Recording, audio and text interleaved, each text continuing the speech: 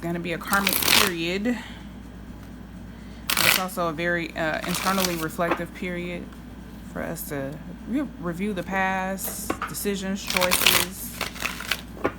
I think I'm on Gemini. Yeah, Gemini. Alright, let's pull some cards for Gemini.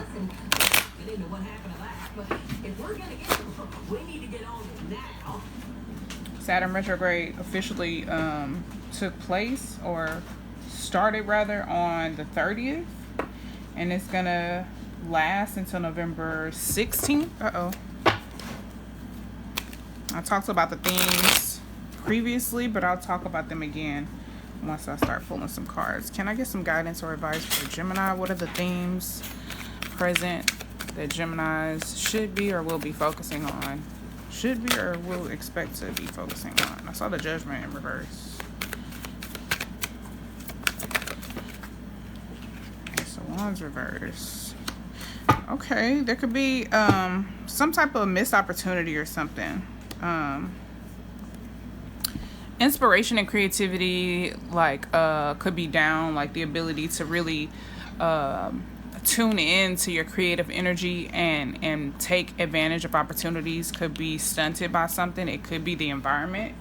It could be the environment, or someone, people around. It's something in your environment that you need to move away from. It's causing some type of strife. It could be like a clash of ideas, like you can't get your point across, you can't express what you're trying to express, and that's stunting your creativity. Could be also stunting your inspiration, your drive, your motivation. It could be causing a little bit of depression, because this is an air sign. You're having to move away from something. The situation could be frustrating, because this is a fiery energy, and you are a cerebral sign. But most Geminis don't want to indulge in any conflict unless they got Aries placements.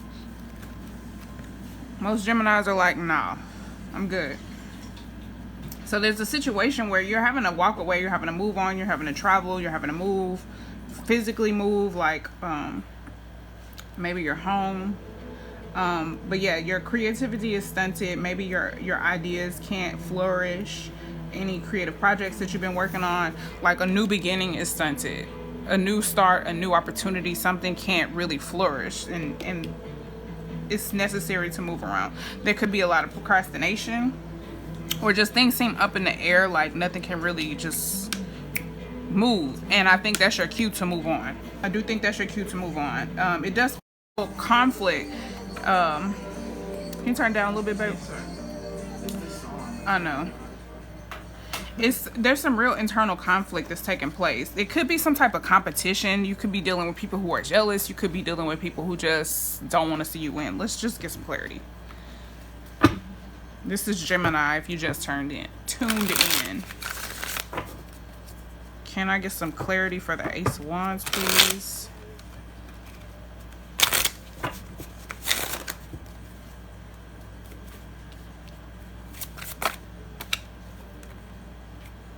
Showed itself, but it didn't come out. I did see the Judgment card in reverse too, and it's like the Judgment card can be about awakenings and like a reckoning, and that in reverse feels like something is being stunted. Like I said, a spiritual awakening, something is being stunted. You have to move on. It's like you're being caught. Like, I don't know if something is siphoning your energy, something is just taking advantage of you, but it's distracting and it's in the way, and you got to move on. The Star card is here. The Star card is here. It's just you trying to be, I think this is you being your authentic self, but I think it's also any players that come to mind with like individuals that could be causing you some type of intentional, or maybe it doesn't seem intentional, but it's causing you to lose motivation, or they seem to be contributing to your lack of energy, your lack of vitality, your lack of confidence. Something about this, whoever that is, whoever may come to mind, that could be their authentic true nature. But I think also this is representing, you and your healing journey.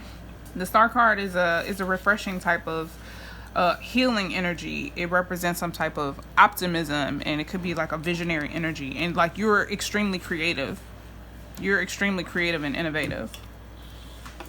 But that's being stunted. Like your ideas can't really flourish and grow right now. Something about this environment is not helping you. Let's clarify that. Actually, I'm gonna use a different deck to clarify this card. Clarify the Six of Swords, please, here. Tell me more about the Six of Swords.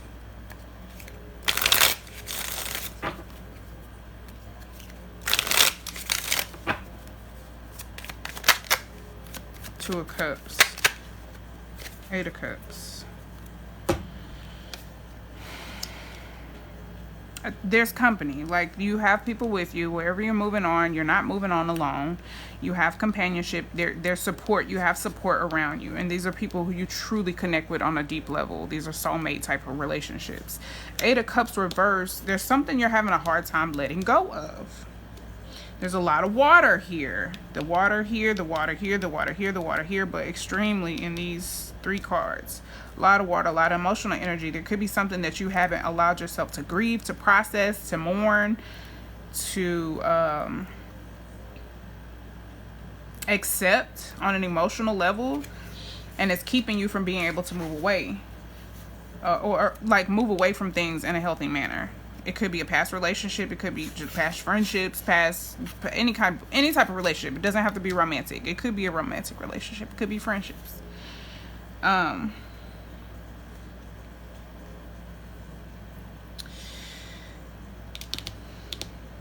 You could also just be kind of wandering aimlessly. Like, you are moving around, but you have this support and you have these friendships, but maybe it's lacking intention. And this Eight of Cups is just like kind of wandering around. This Eight of Cups reverse is just like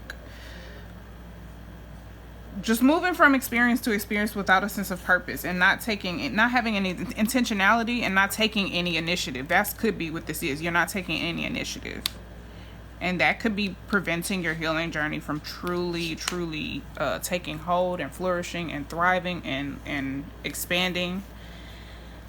Let's see. Do I have any Gemini placements watching?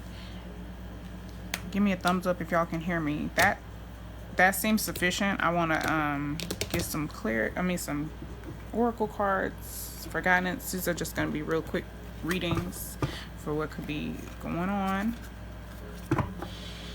But yeah, you may have to like reevaluate, what am I doing? Why am I doing? And really taking account of your intentionality with how you move through these experiences, because you could just be picking up emotional baggage throughout the way. And as a Gemini, you don't have any other water placements or earth placements. You may not be aware of the baggage that you're carrying with you.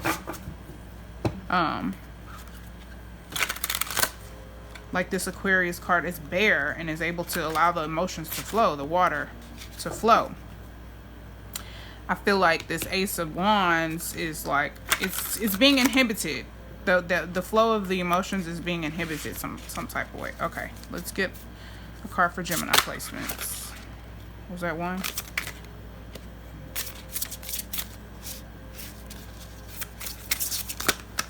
One, please. One. Okay. Fell in my lap. Oh, three. That's three. Okay, let's get one.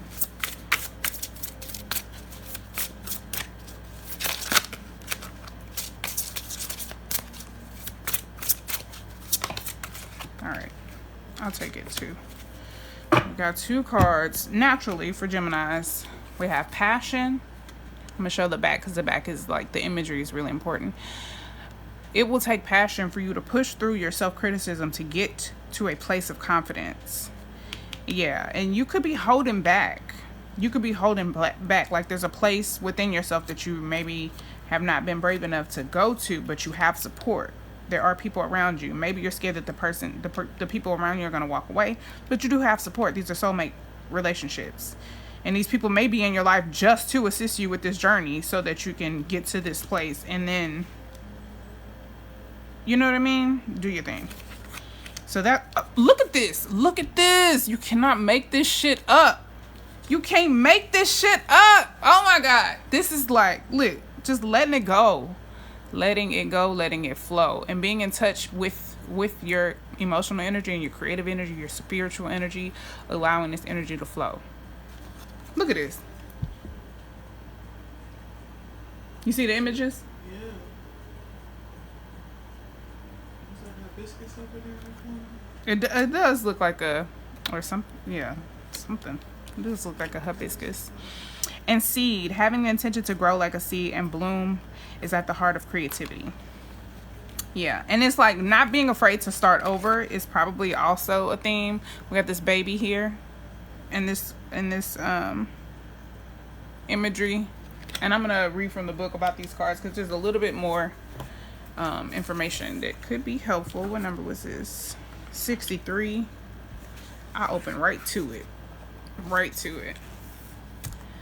The passion card is an indication that you need to maintain the level of passion that you initially manifested for the matter in question.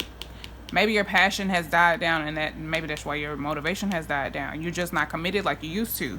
Something about this situation or the environment, I do feel very strongly about it's the environment. I don't know which environment. I feel like deep down inside, what it is. If it's people, if it's places, if it's work, if it's home, if it's something. Maybe there's somebody in your circle you need to let go of. I feel like though. This is Gemini's. This is a reading for Gemini placements. It is a reminder that a half-hearted, casual approach to living your life creatively is doomed to failure. You will succeed only when you fan the embers of your deep desire to live life to the full into a roaring fire of an overwhelming need to take action to make it real. Passion enables us to overcome the inevitable obstacles and distractions that arise when we declare our intention to devour our energy flow and our limited time on earth to exploring what interests and excites us. Living passionately is like having a love affair with life. And I think that is what this reading is trying to tell you to do. It's time for you to have a love affair with life.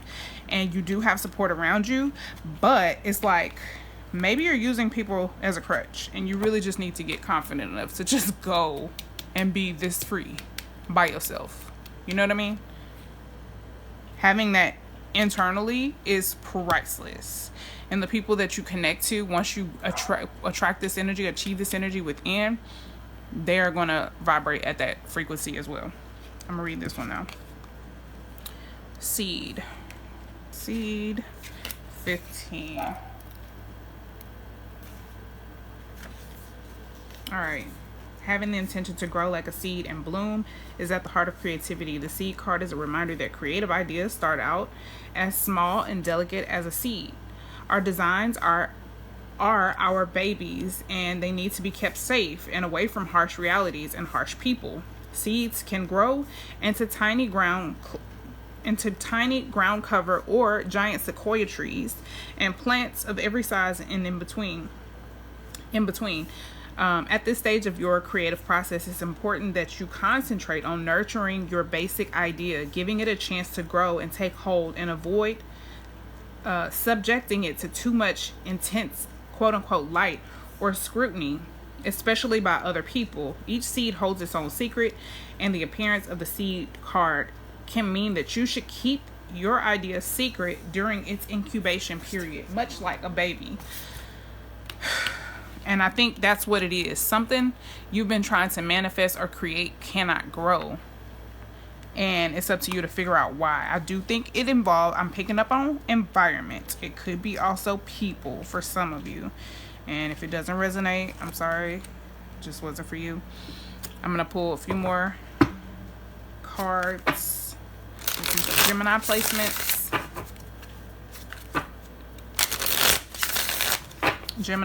And I only have like 2 more cards for this reading, so if you're watching and you want to see your sign, let me know. I did Capricorn, Taurus, Virgo, and Aquarius already. I'm gonna edit those and put those on YouTube within the next week, and I'm gonna try to edit them and put them on TikTok also. Card for Gemini, please.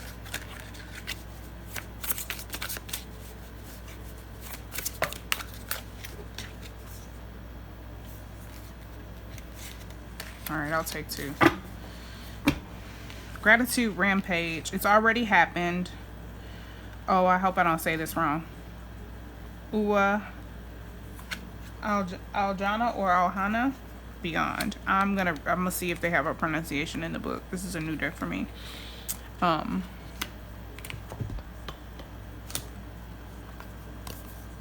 don't want it to get flagged. All right, Gratitude Rampage.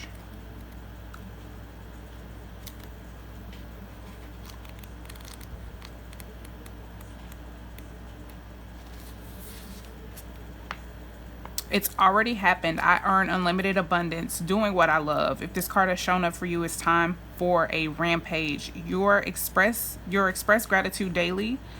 You express gratitude daily, but this is a time to rage it. Write voice memo or video yourself detailing all the things you are grateful for in your life. Start with the smallest items in your vicinity. Name everything you can see and expand out into each portion of your home, community, city, country, continent, planet, and universe and beyond. If this card keeps showing up for you, consider installing a daily prayer practice that includes expressing gratitude in a way that feels in flow. Showing gratitude to the self is also very important. Be sure to say thank you to yourself as well. Crystal pairing emerald. I do think it's about self. I do think it's about self-confidence and self-love. So I think practicing positive affirmations, positive self-affirmations, even looking at yourself and just giving yourself 3 compliments a day, something like that. Also writing. Writing is a very, very wonderful medium and tool for a Gemini or any mercurial individual, but especially Gemini. And let's look at this next card.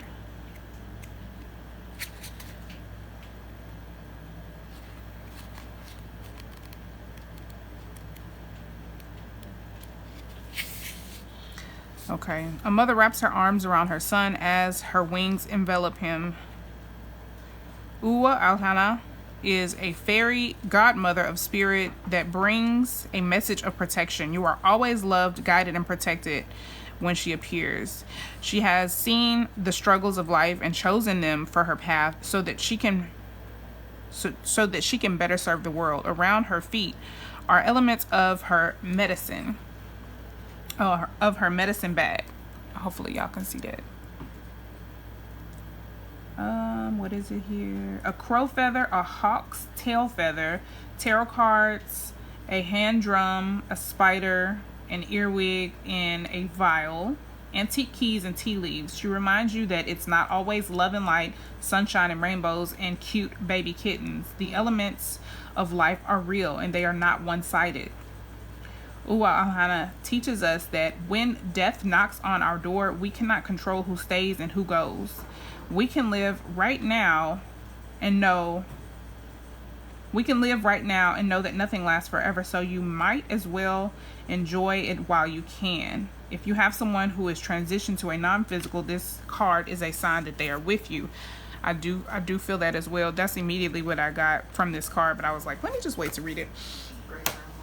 I feel like this card is just your ancestors, like that support that you have, whether it's physical or not. You do have like soul support on your journey who are always going to be there. And if you need physical support, it will be there as well, but you have the support surrounding you even when you feel like you're alone, because this person, like these 2 cards together, there's angelic presences that are present. They're present. They're here. They're working with you, and you can work with them. They're covering you. They're guiding you, protecting you. If if you're tuned in.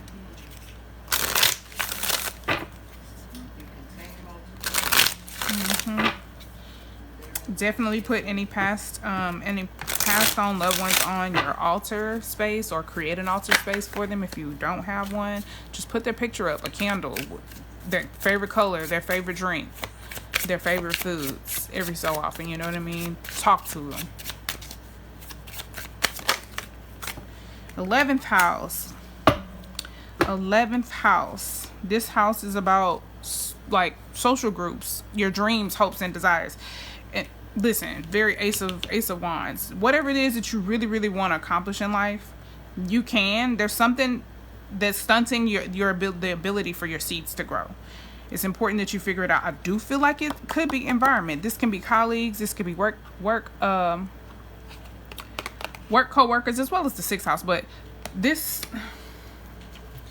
house could be colleagues. It could be friends. It could be people who you're working towards your dreams with together. If you've been working on a project for a while and it hasn't taken off, and you know it's a great idea, people could be telling you it's a great idea, there could be somebody in your team that's sabotaging it. Or something like that. Like there's some type of sabotage. Again, there's something you need to move on from, move away from. The environment is not right. There's something you have to let go of. Maybe you made a lot of progress. Maybe it's been a lot of money. Whatever it is, a lot of resources. I don't see any pentacles here, but I'm just speculating. I feel like it's been an emotional journey. It may require for you to move across water, near water. But the 11th house is about your alliances and the people and institutions and things that assist you with accomplishing your goals and your dreams. And that's the focus here. Friendships, potential friendships, new technology, social media. Those are all associated with the 11th house. This it also says big plans and unconventional dreams are this card's wheelhouse. Anything you can come up with right now is can easily become reality with a little bit of thinking outside of the box. The 11th house is where the greatest ideas are born, as long as you don't let society impose its narrow viewpoint on your creative process. And that goes back to saying, like, stop sharing your ideas with people, especially when they're still young. If you haven't fully developed it yet, if it's not ready, you know what I mean? If it doesn't have good legs yet, it's important not to share that with outsiders, because that rejection can really create blockages and boundaries with your creative process. And during this Saturn retrograde, that is what we're really trying to do: dissolve unnecessary boundaries that prevent us from being creative, that prevent us from being able to fully emotionally develop and spiritually develop, and all of those Piscean topics that keep us in a haze, in an illusion, keep us in a state where we're feeding our ideals but not making responsible changes to get towards them, or it creates trauma around chasing our dreams and fulfilling our goals and desires. And now we have to do a lot of emotional and mental healing, all of those things. Like, even though I'm not going to conflate the houses with the signs, but if you want to look at the 12th house, it creates emotional and mental damage that you have to learn to unpack, and that can be very difficult. But this Saturn retrograde is allowing us the opportunity for these things to come up to the surface so we can sort through them, see what's necessary, see what's not, see what the blockages and negative parties are feeding on, who built them, where did they come from, you know what I mean? Really truly unpack all of that. Okay, so figuring out your place in the world can be a scary thing, but it should also be fun. There is so much to discover out there. Treat every person you meet like a potential friend, and you may be surprised by what you discover. It also says rebellion here. Social activism is a part of this house. There's something that you could be trying to do that kind of goes against the grain. There could be something that you have big dreams and you're a visionary. You can see it, but maybe the people around you can't see it, and they could be afraid of failing or something. And whatever it is, the environment, the people around you, check that, because something about it is not right. It's not allowing your creative energy to flow. It's not allowing your seeds to grow. And you got to get the fuck away from these people so you can thrive. Period. That was Gemini.